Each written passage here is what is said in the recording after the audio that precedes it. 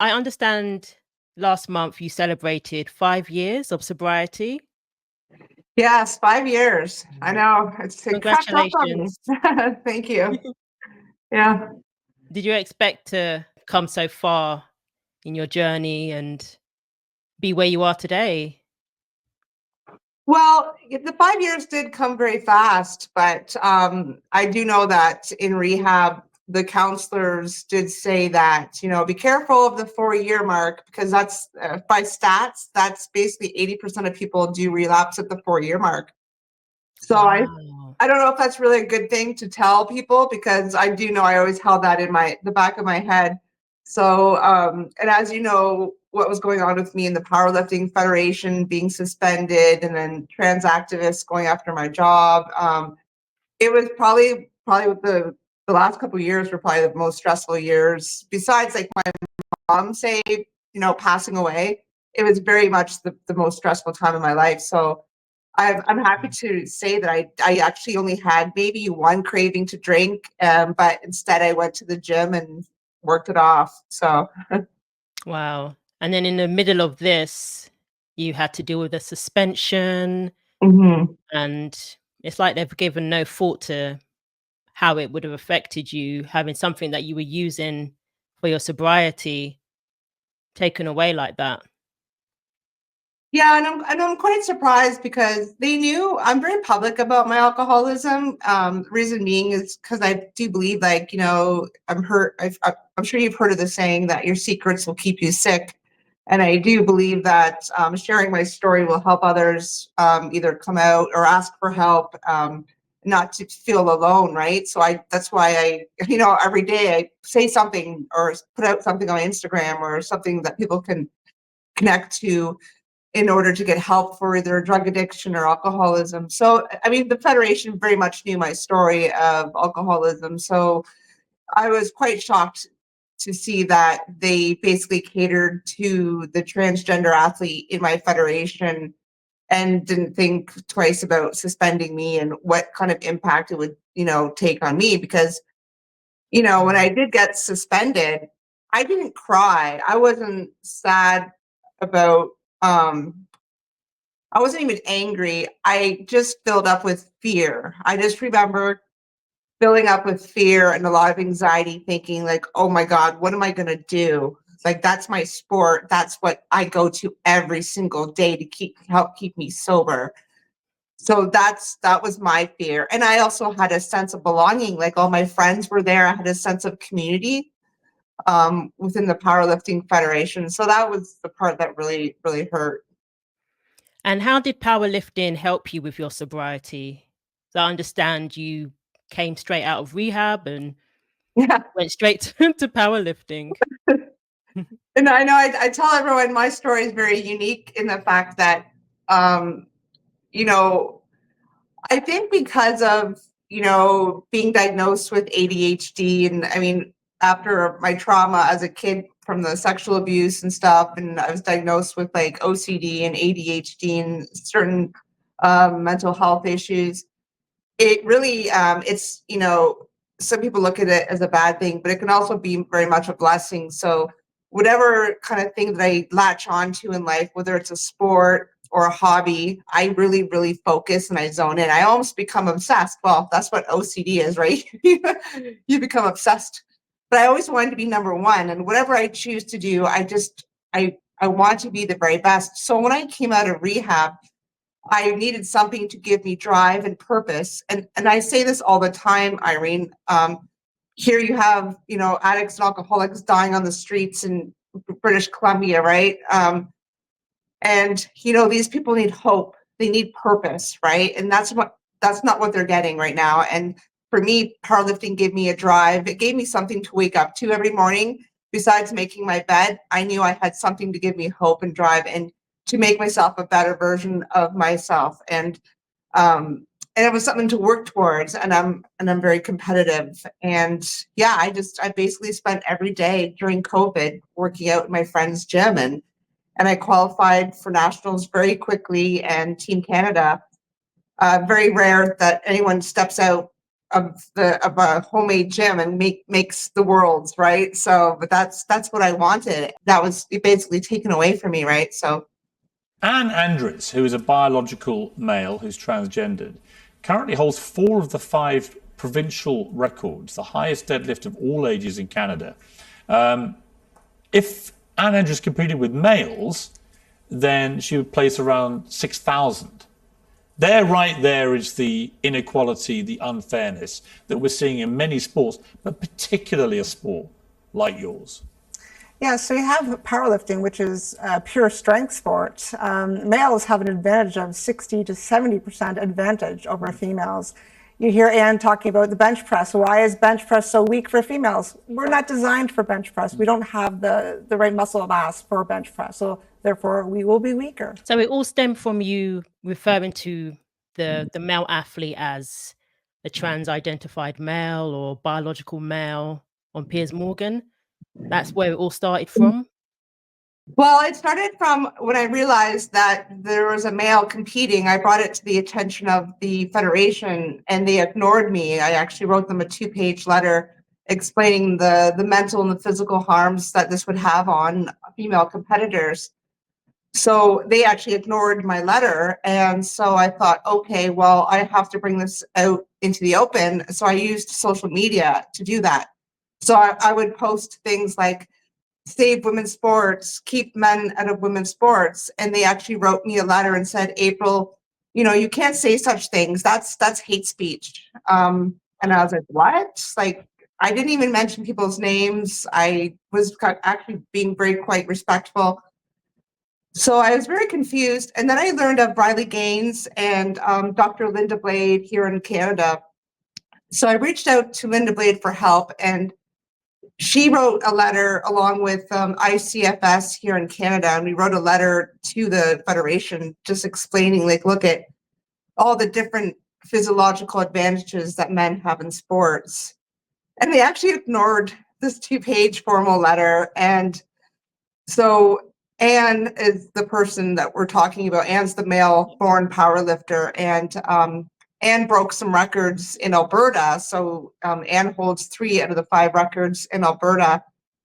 Wow. So I went on to Piers Morgan to talk about the records. And when I referred to Anne as a male, that was what got me basically suspended. They sent me a letter saying I was suspended for 2 years for not calling Anne a woman, basically. So, yeah. I've got the footage of you telling the story, which I find amazing that this is how you found out.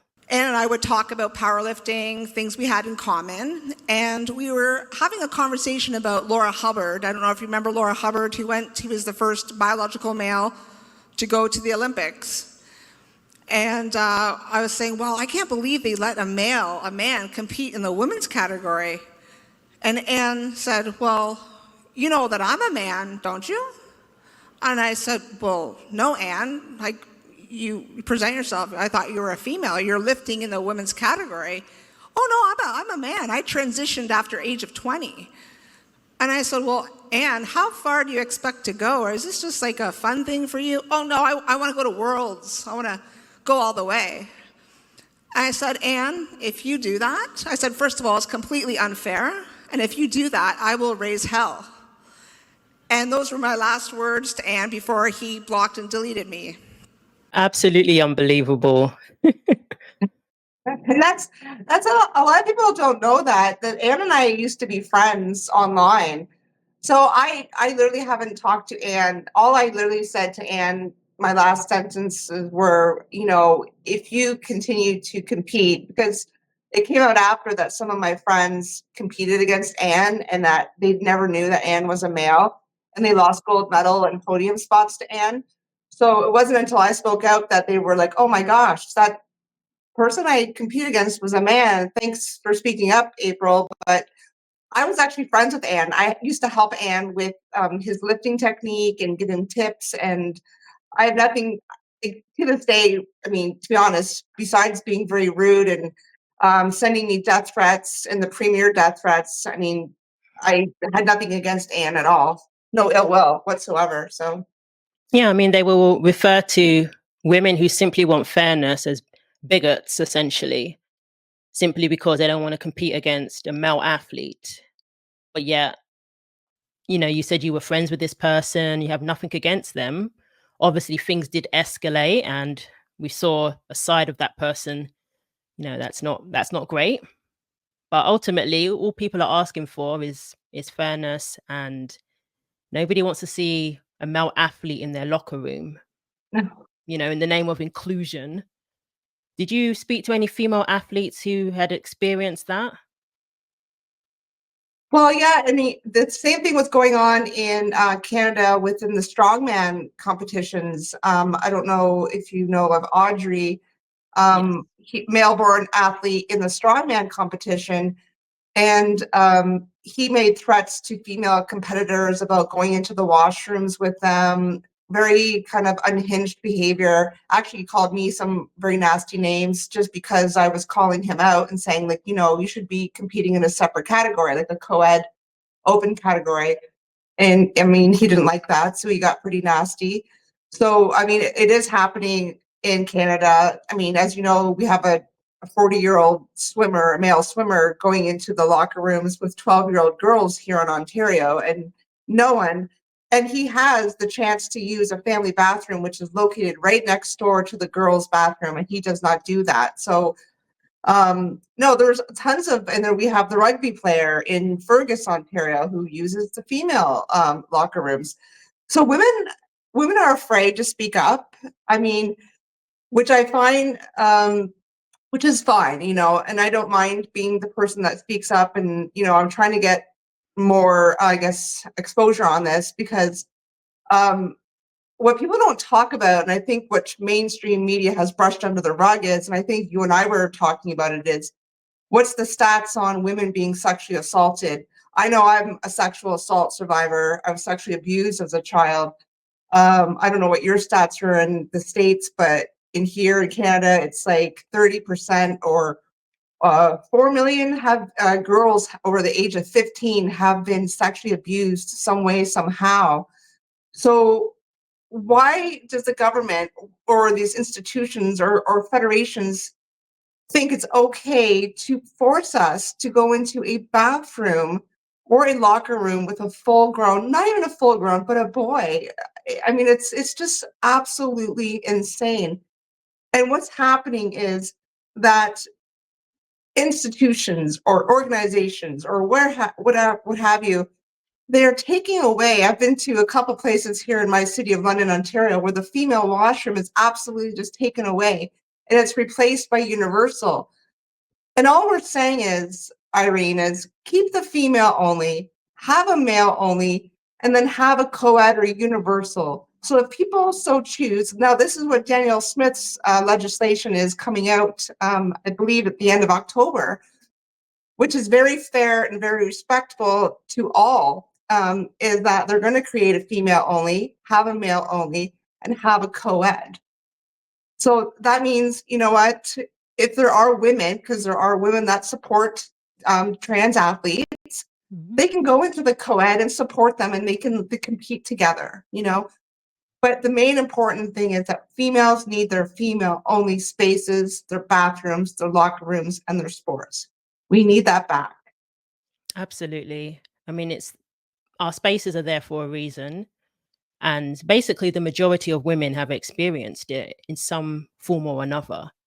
And you're subjecting us to sharing bathrooms and even showers, locker rooms with male athletes completely against our consent. They've not asked us, are you okay with this? It's just been pushed onto female athletes. So I think that's a really good proposal by Danielle Smith. And I really would like to see that come to fruition. And like you said, if they've got a third open, bathroom, anybody who wants to use that can use it. Firstly, licensed Alberta doctors will be prohibited from performing gender assignment surgeries on youth under the age of 18 in Alberta. Puberty blockers and hormone therapies for the purpose of gender reassignment for minors under the age of 16 will also be prohibited unless a minor has already commenced their treatment at this time. Proposed legislation will be tabled that prohibits individuals born biologically male from competing against women and girls in competitive sporting competitions. This will apply to all competitive women's and girls' sports in all provincial sporting organizations, as well as in our schools and post-secondary competitive sporting divisions. Obviously, this prohibition will not apply to recreational or co-ed divisions. And our government will support the formation of additional co-ed and recreational divisions so that all athletes have as many opportunities as possible to compete in their sport of choice. In closing, I again sincerely ask that as we discuss and debate this proposed legislation, both before and after it is tabled, that we do all we can to depoliticize the discussion and focus on the well-being of the children and youth most affected by these policies. Yeah, exactly. And I think, there's a school board, Catholic school board in Regina, Saskatchewan, that's a different province here.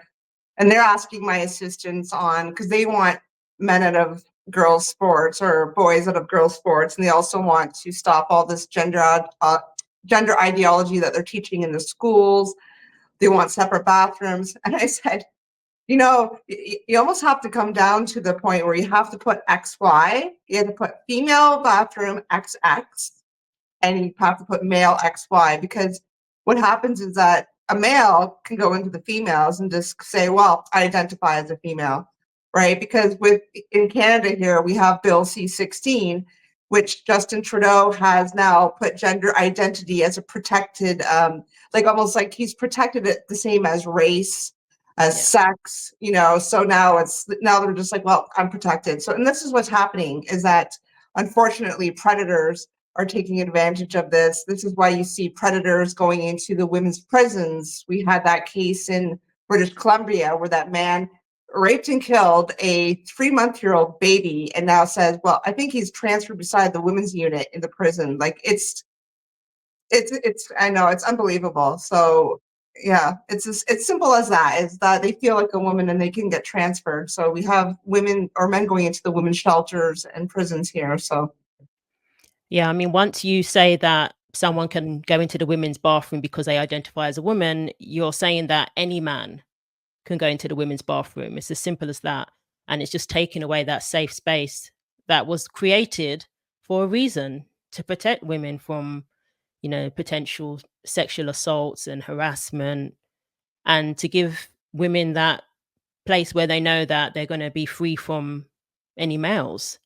Like, that should still be something that we should have available to us.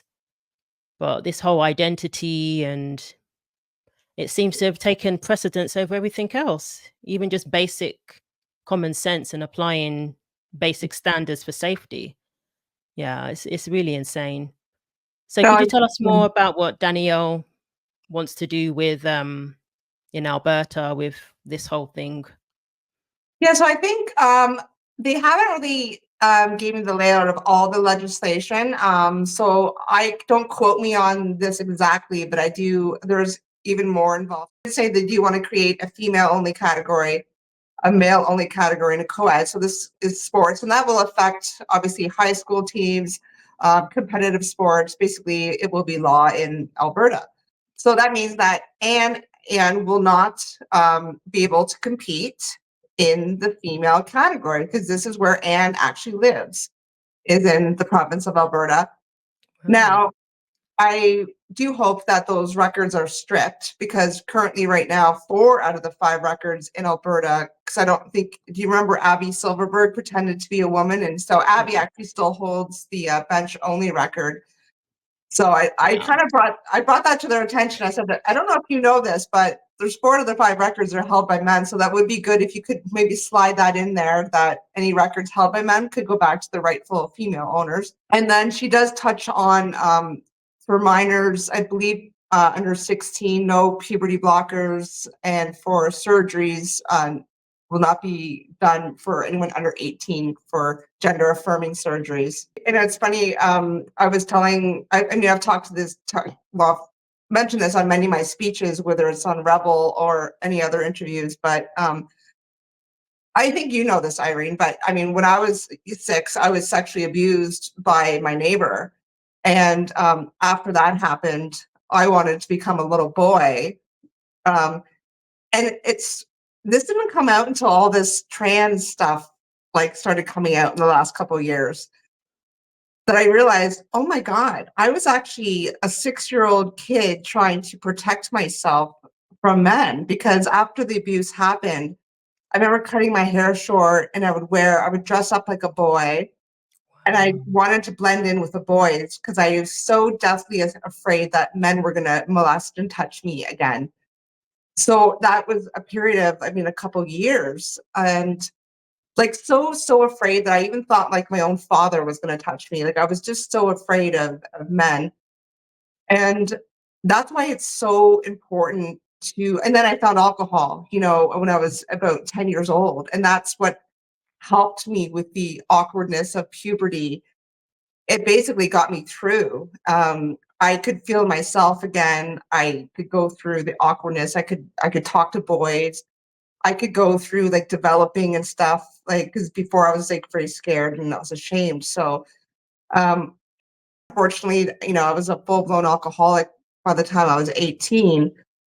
But, you know, let the kids be kids, because I mean, if I had gone through that now, surely someone would have said, oh, well, she's, you know, she wants to, you know, give her hormones, or, you know, it would have been a different scenario nowadays. And I'm a firm believer there's no such thing as a trans kid. I do think that is just bad parenting, and that's child abuse. And it's, you know, it's a kid in a bad home or suffering trauma that's not been treated. So Yeah. that I think this legislation is bang on, and I think it's great, and it's going to save a lot of children's lives. Absolutely. And that's what they're discovering in the UK with the CAS report. A lot of Mhm. these kids, they've been through sexual abuse. Some are on the spectrum. There's so many, or depression. There's so many other factors that could be contributing to, you know, gender dysphoria, them questioning, you know, their gender. Chloe Cole, a detransitioner, she's spoken about the same thing. She was abused as a kid. And sadly, what happened with her is, if the doctors who subscribe to this ideology, you know, as soon as these kids get in the hands of these doctors, that's when they start the ball rolling, and they convince parents that they have two choices, you know, a child of a different gender or a dead child. And, you know, so this sort of legislation, they've started it in the UK, started Mhm. banning all these procedures for minors. Here in the US, I don't know. I'm hoping, obviously, if Trump gets in, then these things will begin to change. So it's good to hear it's catching on in Canada as well, starting off in Alberta. Do you think it's going to affect the rest of the country? Is there hope for it? You know? Well, I do. So Alberta's the first. Now, this week on the 19th, I'm flying out to British Columbia because they have their election. And John Rustad, the leader of the Conservative Party, now he tried to table a bill back in April when Dr. Linda Blade and I flew out there as honorary guests. And the Fairness in Sports Act for women and girls actually got shot down by the current government, the NDP. Now, the NDP are very big on this woke ideology. They're big on the SOGI and the indoctrination of kids, and they're all for, basically they're the Kamala Harris of Canada. So so what John Rostad wants to do is basically, you know, create the same type of legislation as Danielle Smith, with female only, male only in a co-ed category. So let's hope and pray that, I mean, if the polls are looking very good. I think they're ahead right now in the advanced polls. So let's hope the celebration day is this Saturday, October 19th, and Conservatives take it home, because I do know that they will table that bill. So we'll have British Columbia, Alberta's right next door, and I'm already talking to some municipalities in Saskatchewan, because they have some elections coming up that they are very interested as well. So I do think, honestly, the pendulum has just swung way too far, that we're finally going back. And And it's not even common sense, Irene. I know people keep saying common sense. It's just integrity. It's just doing the right thing. Yeah. It's just protecting women and girls and kids at the end of the day. And I say this all the time that I'm not a feminist. Like, I don't know if you consider yourself a feminist. Like, I wouldn't consider No. myself. Yeah. You don't have to be a feminist just to stand up and protect children and women. And that means for men too. And I say this all the time. And I said, men, you need to use your voices. Stop sitting around and thinking that this is a woman problem. Like, a lot of men are like, oh, you guys created this, or, you know, where's all the feminists? It's always the men that are like, where's the feminists? But I was like, you know, did you by chance have a negative experience with a female back in the day? You know? And I was like, what are you doing to stop this? Do you actually stop men from going into the bathroom? Do you call out the men? Are you protecting your little girls, your nieces, your sisters? Are you wearing a sweatshirt or a hat? Are you a walking billboard? What are you doing? Yeah. And then, so they also have to step up too, right? Yeah, absolutely. I get those comments on my videos all the time. Yeah. Oh, women created this and, you know, that sort of thing. But this is men doing this. So I always say, you need to get your people in check. Yeah. I find You know, it a like very you said. I find it a very misogynistic comment. And I do use that word a lot, but it's just so I like do. it doesn't help anything by saying that. That's why I reverse it and I go, okay, well, what are you doing to help it? You know, Yeah. instead of blaming women for what's happening to us, let's do something, you know, work together on this. So Yeah, absolutely. It's like you said, I mean, if they have daughters or nieces, any women in their family, they should be just as concerned. exactly. Yeah. So how did you cope after you were suspended? And I know it was reduced to 1 year, but even so, how did you cope with all of that? Like I said, I think I coped really well. I mean, again, I have the gym. I actually ended up, so my suspension ends on November 6th, and Oh, I can go back powerlifting. Oh, actually, Anne got suspended for 6 months for him making the threats and just behaving the way he did, which, you know, is nothing compared to what I got. But I can go back competing November 6th, but I've chosen not to. I've quit powerlifting for the mere fact that I did, from my speaking up, I did have the policy changed at a international and world level. So meaning anyone that competes or tries to go to nationals or worlds or North American events, they have to submit doctor's records and be monitored for 4 years. And they also have to have their testosterone levels monitored, and did not pass that. So it is actually a very strict policy.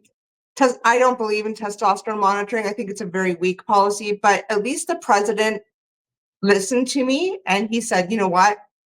You're correct, April. We don't want men getting through, right? yeah. And after the whole boxing incident at the Olympics, he actually messaged me and said, I want to make my policy even tighter. He goes, I do not want that happening. So that's really good on him. Wow. But as far as the local level and the Canadian Powerlifting Union, who basically suspended me, they've decided to let men lift at a local level. And my friend who actually spoke out about a month ago about a third male now competing at a local level, she actually got a violation and threat of suspension if she kept speaking out. And so that's when I said, I'm done. I'm not going back to this federation because I know they'll try to silence me just for saying something like save women's sports again. And I'll be damned if I go to a competition and watch a man compete against a girl or take a girl's opportunity away, because why is it fair at, you know, why is it, you know, two different levels? It should be at a local level too. You know, you're taking opportunities away from little girls that are competing for the very first time. Just because I'm not competing against a man, I don't care. It doesn't make it right. Like, that would be for selfish reasons. I'm not condoning it. It's not correct. So I packed it up and I said, I'll just I'll just keep being an advocate, and I'll just, I'm still training, I'm still working out, and then I might go into boxing. I don't know. I haven't decided yet if I want to go into boxing because their policy is even worse. So Oh, yes, it is. yeah, Well, I know USA boxing. It's not yeah, good, but yeah. Canada is the same, and I know if I got into it, I would want to challenge the policy. So it's something that I want to get into as a sport for fun, but if I start competing, I might have to challenge the policy again, and that's going to take a lot of work. But I'm up for that challenge as well. So you've been speaking up and really telling your story has helped to get policy changed. So, you're an example of what happens when we have the courage to speak up and to really challenge these policies. So congratulations in getting those policy changed, because it's the only hope that we have of saving our sports when we speak up and are really on, their cases, these sporting bodies, because for some reason the women seem to come last in their eyes with a lot of them. well, when I was talking to the school board in Regina, it was really nice because there was actually 2 men on the board, and they were like, "We don't want this," and that was great. And then 1 woman. But even when I talk about this at the end of my speeches, when I go on tour and talk within Canada, I tell people, guess what happens when you speak up? Changes happen. You need to change the policy. I actually had another policy changed at one of my workplaces because I changed it. It was like a DEI policy. And I was like, no, that's not right. I spoke up. Guess what? They said, you know what, April, you're correct. And they changed it. So as long as we go along with the masses like sheep and we just, keep our blinders on and we don't challenge anything, do you think the 6 o'clock news is really gonna put something out like, oh, 3 men blocked the change room because they didn't want a predator going in to their little girl's change room? Do you think that the 6 o'clock news is gonna cover that? I don't think so. Like, like that's what I'm saying. Like, call it out. Like I said, wear one of my hats, wear a t-shirt that says Save Women's Sports. Challenge it, speak out, because that is how changes happen. Because you're not going to get arrested. I mean, as long as you're like respectful, because like I said, if you challenge it and say like, sorry, you condone men going in with little girls, what are they going to say? What are they going to say? Unless they come back and say, well, trans women are women. Well, guess what? Even in Canada, the Liberal Party actually came back and said, no, actually, women are adult human females. So they actually stopped saying that trans Wow. women were women. So I didn't know that. yeah, hallelujah, hallelujah. Finally, they know what a woman is. Well, I've remember, had oh yeah, go on. remember, well, you wouldn't remember, but Trudeau back on International Women's Day, this was like 2 years ago, he tweeted out, trans women are women. And we're like, wow, like, how disrespectful can you be on Women's Day? And then it was about Wow. 6 months ago, I think the female that was head of the, it wasn't the human rights, but she actually came out in legislation. She got questioned on it, and she actually did say that women were adult human females, or, like, I was like, thank God you didn't see trans women, because we're getting somewhere, people. Like, we're actually moving along here. So, and then our great future leader, Pierre Poilievre, who is just so wonderful, amazing man. He has said numerous times that men should not be in female sports or bathrooms. So I know he's all for it. But I mean, he's Good. strategizing, right? Because I mean, the election hopefully is before next October. But I mean, he has stated that. I mean, it's a fact that they should not be in our spaces. So Yeah. Like you said, it's a matter of just what is right, even yeah, more than common sense. So I've yeah, had people come up to me when I'm wearing my Keep Female Sports Female hoodie yeah. and complimenting me on my hoodie all the time. So It looks so good on you too. oh, thank you. I just ordered myself a red. We have new ones. Oh, I'll talk to you about that. So I have Ah, new merchandise that just came out yesterday on my website, and I have like 12 different colors of hoodies, because I kept saying, like, we never had the red hoodie that you have. Yeah. I was like, I love red because of like Canada. I'm not going to say because of Trump, but but I was just like, it's one of my favorite colors. So we have all these hoodies now in all the different beautiful colors, but we have now, it says Save Women's Sports in Spaces. So it kind of covers it all on a sweatshirt. And Ah, then good. we have toques for winter that I have these hats that have the XX, obviously. And then our toques now say I am XX on it. And then we have the I am XY. So if a man wants to get a Oh, toque, and then I came up with a hoodie for men that they can wear, which is my boyfriend just bought one, and it says real XY protect real XX. So real men protect real women. So that's for the fellas out there that can support us. So oh, excellent. And is that on aprilhutchinson.com? yes. Okay. So is that the best place for people to find out more about what you're doing?